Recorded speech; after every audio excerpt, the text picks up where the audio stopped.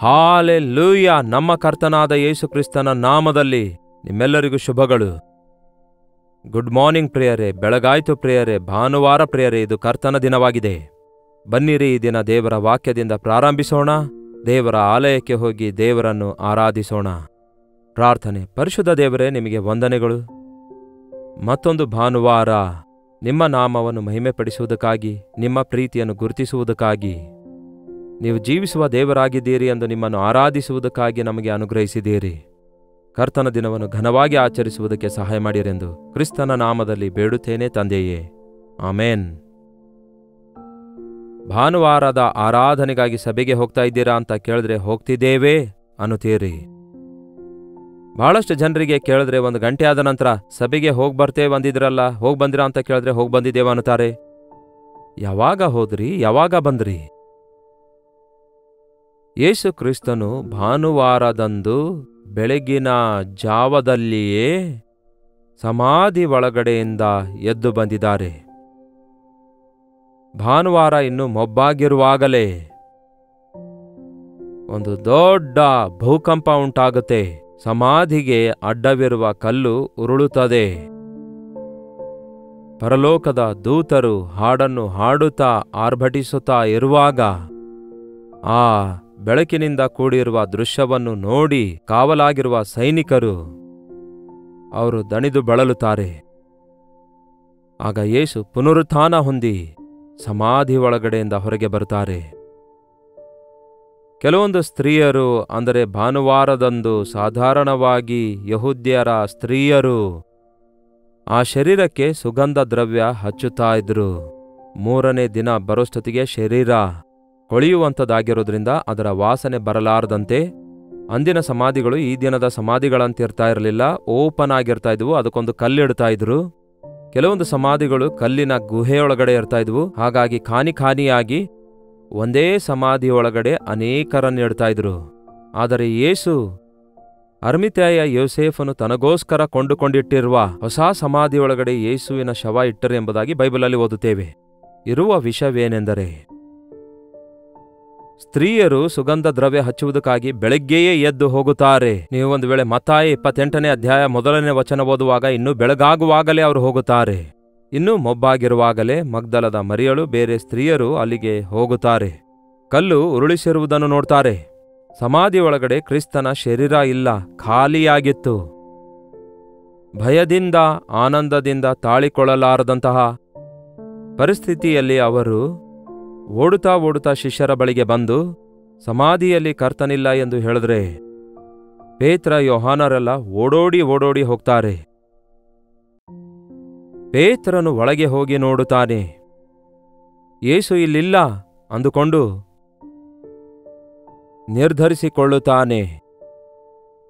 ಮತ್ತೆ ಕೋಣೆ ಒಳಗಡೆ ಹೋಗಿ ಬಾಗಿಲು ಮುಚ್ಕೊಂಡು ಕೂತ್ಕೊಳ್ತಾನೆ.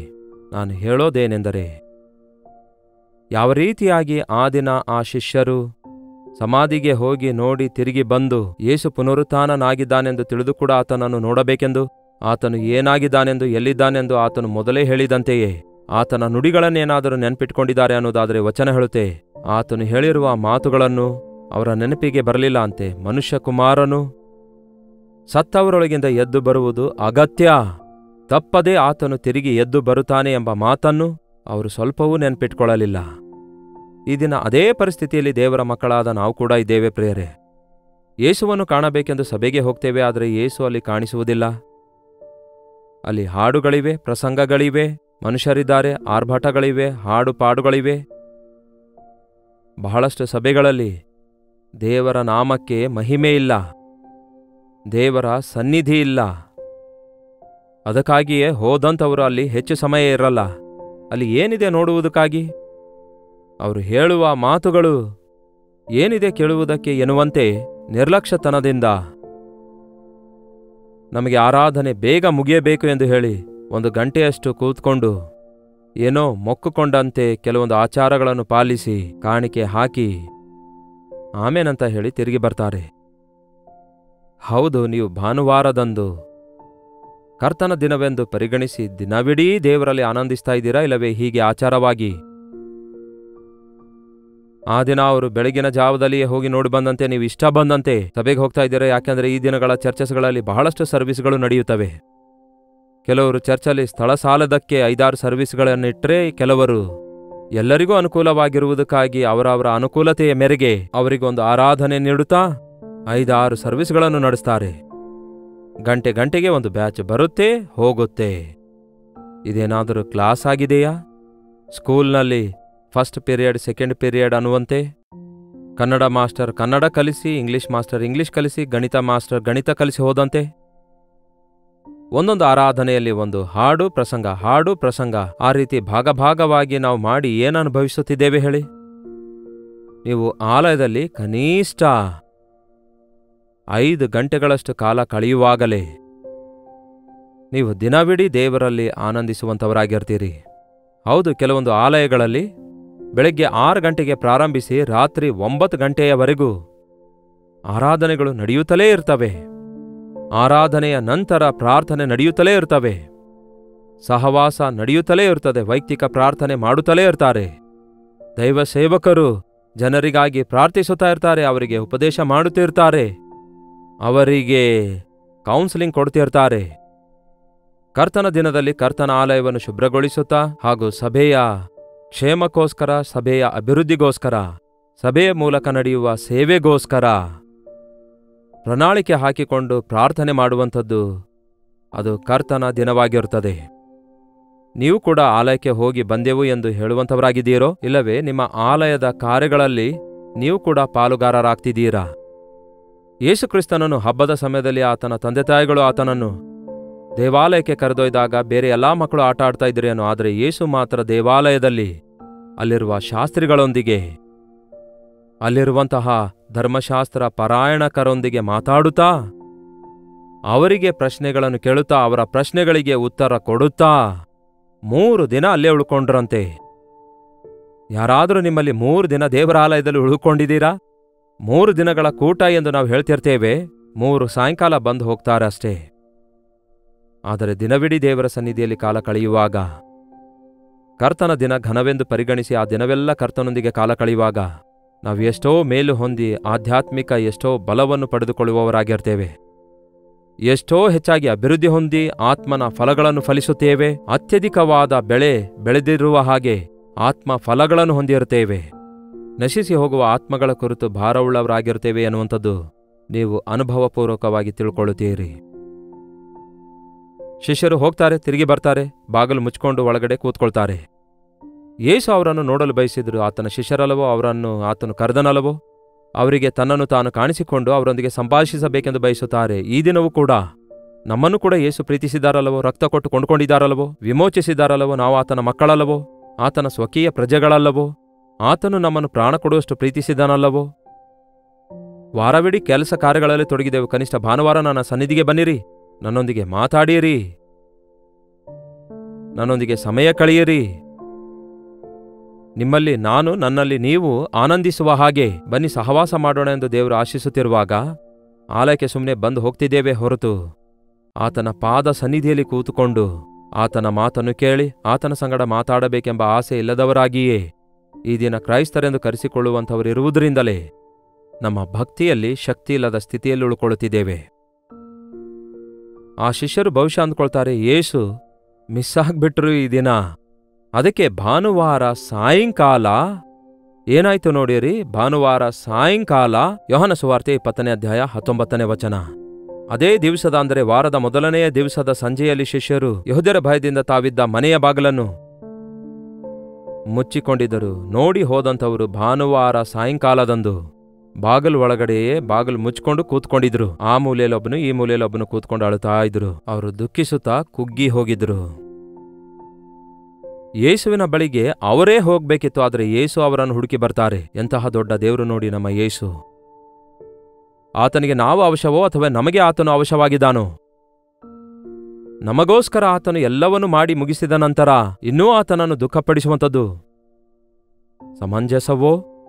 ಇಂತಹ ದೊಡ್ಡ ದೇವರನ್ನು ನೀವು ನಂಬಿದ ನಂತರವೂ ಕೂಡ ಆತನಿಗೆ ನಿಮ್ಮ ಜೀವಿತ ಅರ್ಪಿಸಿಕೊಡದಿದ್ದರೆ, ನಿಮ್ಮ ಸಮಯವನ್ನು ವೆಚ್ಚ ಮಾಡದಿದ್ದರೆ, ಆತನ ಸನ್ನಿಧಿಯನ್ನು ಕೋರಿಕೊಳ್ಳುವಂಥವರಾಗಿರದಿದ್ದರೆ ನಮ್ಮ ಭಕ್ತಿ ಎಂತಹ ಭಕ್ತಿ ಹೇಳಿ? ದೇವರೊಂದಿಗೆ ಕಾಲ ಕಳೆಯಿರಿ. ಭಾನುವಾರ ಸಾಯಂಕಾಲ ಏನ್ ಮಾಡ್ತೀರಿ ನೀವು? ಚರ್ಚಿಗೆ ಹೋಗಿ ಬಂದ ನಂತರ ಏನ್ ಮಾಡ್ತೀರಿ ಪ್ರಿಯರೇ? ತಿಂದಿ ಕುಡಿದು ಮಲಗಿ ತಿರುಗಾಡೋದೋ? ಶಾಪಿಂಗ್ ಮಾಲ್ಸ್ಗೆ ಹೋಗ್ತೀರೋ? ಬಂಧುಗಳ ಮನೆಗೆ ಹೋಗುತ್ತೀರೋ? ಫಂಕ್ಷನ್ಸ್ಗಳಿಗೆ ಹೋಗ್ತೀರೋ? ಮಲಗಿ ನಿದ್ರೆ ಮಾಡೋದೋ? ಭಾನುವಾರ ಅಂದ್ರೆ ಕರ್ತನ ದಿನವಾಗಿದೆ. ದಿನವೆಲ್ಲ ಕರ್ತನಿಗಾಗಿ ಕಳೆಯಬೇಕು. ಭಾನುವಾರ ಸಾಯಂಕಾಲವೂ ಕೂಡ ಮೀಟಿಂಗ್ ನಡೆಯಬೇಕು. ಭಾನುವಾರ ಸಾಯಂಕಾಲವೂ ಕೂಡ ಸುವಾರ್ತೆ ಕೇಳದವರಿಗೆ ಸುವಾರ್ತೆ ಸಾರಬೇಕು. ನಮ್ಮ ಚೆನ್ನೈ ಪಟ್ಟಣದಲ್ಲಿ 19 ಸ್ಥಳಗಳಲ್ಲಿ ಚಿಕ್ಕ ಚಿಕ್ಕ ರೋಡ್ಗಳಲ್ಲಿ ಚಿಕ್ಕ ಚಿಕ್ಕ ಮನೆಗಳಲ್ಲಿ ಮೀಟಿಂಗ್ಸ್ಗಳನ್ನು ನಡೆಸುತ್ತಾರೆ. ವಿಶ್ವಾಸಿಗಳು, ಆಧ್ಯಾತ್ಮಿಕವಾಗಿ ಬಲಗೊಂಡವರು, ಸಭೆಯವರು, ಸಭೆಯ ಹಿರಿಯರು ಸಾಯಂಕಾಲ ಜನರ ಬಳಿಗೆ ಹೋಗಿ, ಬೀದಿಗಳ ಮೇಲೆ ಹೋಗಿ, ಜನರಿರುವ ಸ್ಥಳದಲ್ಲಿ 10-20 ಮಂದಿ ಬಂದರೂ ಸಹ ಅಲ್ಲಿ ದೇವರ ಸನ್ನಿಧಿ ಅನುಭವಿಸ್ತಾರೆ. ಒಂದು ಹಾಡನ್ನು ಹಾಡಿ ನಡು ರೋಡಿನಲ್ಲಿ ಮೊಳಕಾಲೂರಿ ಪ್ರಾರ್ಥಿಸಿ ದೇವರ ಸನ್ನಿಧಿಯನ್ನು ಅನುಭವಿಸುತ್ತಾರೆ. ನಿಮ್ಮ ಸಭೆಯಲ್ಲಿ ಬೆಳಗ್ಗೆ, ಮಧ್ಯಾಹ್ನ, ಸಾಯಂಕಾಲ ಟೀಮ್ಗಳಾಗಿ ವಿಭಜಿಸಲ್ಪಟ್ಟು ನಿಮ್ಮ ದೇವರ ಸೇವಕರಿಗೆ ಸಹಕರಿಸಿರಿ. ಅವರ ಸಂಗಡ ಸೇವೆಯಲ್ಲಿ ಪಾಲುಗಾರರಾಗಿರಿ. ಕರ್ತನಾಲಯ ಶುಭ್ರಪಡಿಸಿಕೊಂಡು ಸಿದ್ಧಪಡಿಸಿಕೊಳ್ಳಿರಿ. ಪ್ರಾರ್ಥನೆಯಿಂದ ತುಂಬಿಸಿಕೊಳ್ಳಿರಿ. ಸಭೆಯಲ್ಲಿ ವಿಜ್ಞಾಪನೆಗಳನ್ನು ಮಾಡಿರಿ. ಆವಾಗ ನಾವು ಧನ್ಯರಾಗುತ್ತೇವೆ. ನಮ್ಮ ಜೀವಿತ ಧನ್ಯವಾಗುತ್ತದೆ. ಪ್ರತಿ ಭಾನುವಾರ ಕರ್ತನಿಗೋಸ್ಕರವೇ. ಸ್ವಂತ ಕೆಲಸ ಮಾಡಿಕೊಳ್ಳುವುದಿಲ್ಲ, ವ್ಯಾಪಾರ ಮಾಡುವುದಿಲ್ಲ, ಲೋಕವಾರ್ತೆ ಹೇಳಿಕೊಳ್ಳುವುದಿಲ್ಲ, ನಮಗಿಷ್ಟ ಬಂದ ಕೆಲಸ ನಾವು ಮಾಡುವುದಿಲ್ಲ.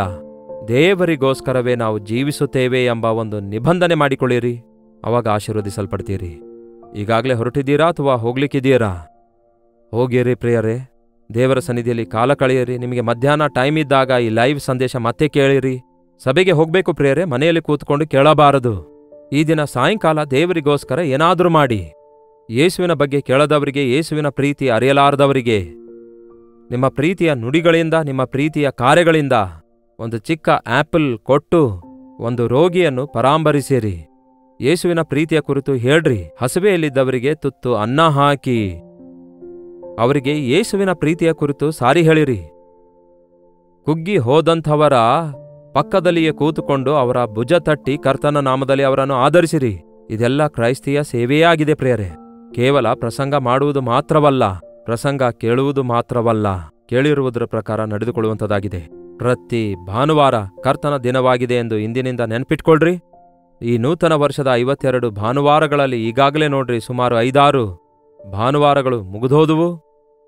ಬಹುಶಃ ಇದು 7ನೇ ಭಾನುವಾರ, ಹೌದಲ್ಲವೇ? ಫೆಬ್ರವರಿ ತಿಂಗಳಿನ 3ನೇ ಭಾನುವಾರ ಇದು.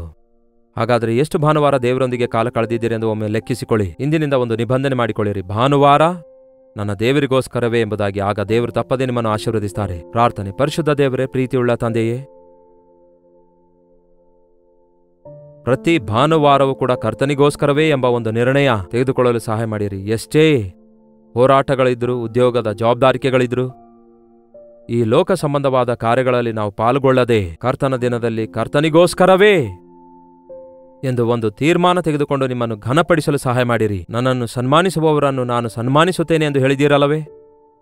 ಕರ್ತನನ್ನು ಪಕ್ಕಕ್ಕೆ ತಳ್ಳಿ ಹಾಕಿ ಏನೋ ಸಾಧಿಸೋಣ ಎಂದು ಬಯಸಿ ನಷ್ಟ ಕಷ್ಟಗಳ ಪಾಲಾಗದಂತೆ ಭಾನುವಾರದಂದು ನಾನು ನನ್ನ ದೇವರಿಗಾಗಿ ಜೀವಿಸಬೇಕೆಂಬ ನಮ್ಮ ಅಧಿಕಾರಿಗಳಿಗೆ ಹೇಳಬೇಕಾದ ಧೈರ್ಯವನ್ನು, ನಮ್ಮ ಪ್ರಿಯರಿಗೂ ಹೇಳಬೇಕಾದಂತಹ ನಂಬಿಕೆಯನ್ನು ನಮ್ಮೆಲ್ಲರಿಗೂ ದಯಪಾಲಿಸಿರಿ.